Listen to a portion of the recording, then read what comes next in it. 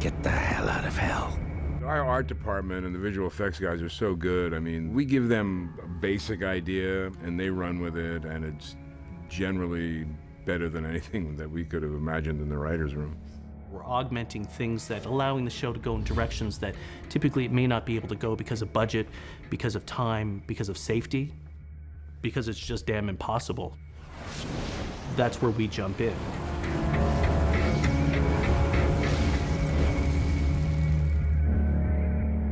Welcome to hell. Hell varies of what it looks like. The first time I think we saw hell, Jensen was in chains and suspended, and it was very sort of vast, and you couldn't see much except him sort of screaming and lightning bolts and flashing on his face.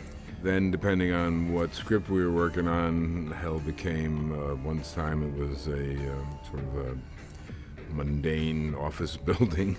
The version of hell where we go and get Lucifer in the cage was something entirely different. So much of that was visual effects because we had to create this world outside of what we were actually shooting.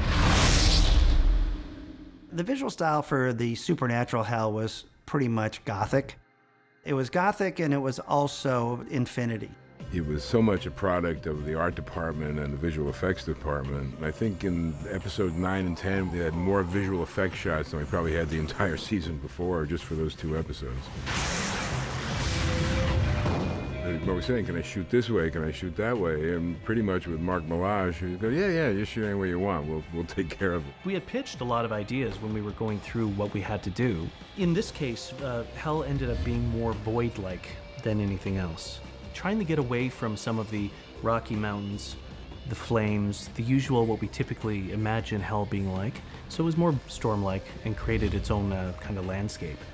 We had a black box, a series of black curtains around our limbo set, the hell set. And our landscape was to continue off to infinity, but we didn't really have the money to kind of do a proper cove and fool the eye that way. So unfortunately, a lot of that fell to Mark, who had to basically go into every frame and, paint in a little extension of the landscape, paint in lightning bursts and take out a light here, add a light there. So he had quite a job.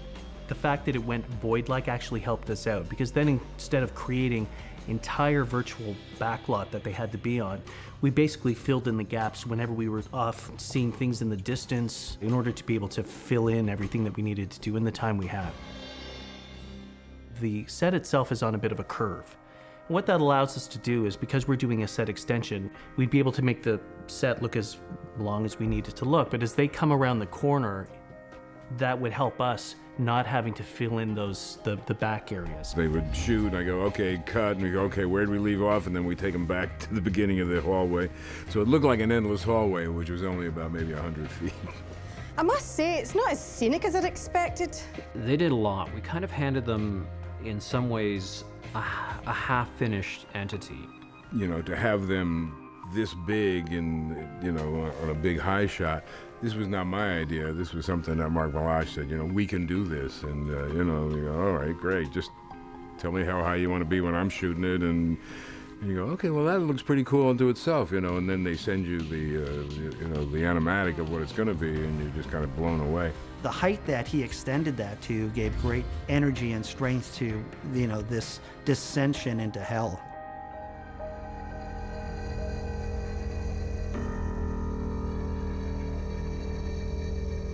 We didn't want to set any parameters on hell and keep it open enough to where people's imagination could fill in the blanks. We sort of looked into other films, but also Hawaii, where you had these lava fields, which stretch for what seems like miles, and they just seem to have consumed everything in their path. We tried a number of different substrates, and then finally it became obvious that we are getting a cement mixer, we are putting black dye into cement, and we are going to pour this huge concrete slab where we can then place each skeleton to best represent the devastation of hell. Am I up for parole? When Lucifer appears, then the cage comes to life, and then we have to have actually light cues on the actors that approximate the flame. it's easy in my mind to say, all right, this is what I want to do. How they accomplish it is beyond my ken, you know. But those guys, they do that a lot, you know. What they did with the submarine is, you know, on a TV show. It's pretty amazing. We want what's best for the show. So when we get a call, do you want to do a submarine, or can we do a submarine? We go, heck yeah, let's do it. Doing a submarine's not easy. It's a lot of involved detailing. It's not quite like an airplane. It's not quite like a train. It's not like a boat. It's sort of all three of those things. You know, the guys did tremendous research on what a World War II submarine would look like. It feels very claustrophobic. Again, the attention to detail of where the sailors' bunks are, the torpedo room, all that is, you know, based on real photographs of real submarines from the period. This submarine was 16 feet wide by 100 feet long, and the 16 feet wide is where we ran into a lot of logistical problems of shooting, because that's a very narrow set. Each room had 2 or 3 different entrances or exits. You know, a sub, you only come in from the top. We had little hidden doors here, a panel would pull off here so you could light. No matter how many gauges were on each wall, they were on a steel frame that had casters on it that they could pull back. So you had places to put the camera in so you could get the ability to shoot it. We were going to go above water, and creating water and creating fire a few seasons ago would have been beyond the scope of what we could do. But with software and hardware being what it is now, we can push things a little bit further. That was my goal. It's a little easier when there's a knife plunging in someone's chest, or you've got someone smoking out, because a lot of that is hidden. With this, there are no cheats. So it really went right down to the wire. But you know what? The way that everything kind of came together, I think it pulled nicely. They never get over how good they are. And with no drama, you know, I mean, they just do it.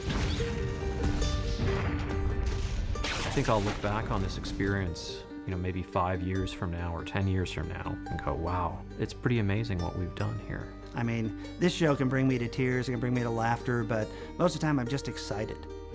That's actually the privilege of working in television, is to get a chance to work with all of these artists that come together to make the show exactly what it is.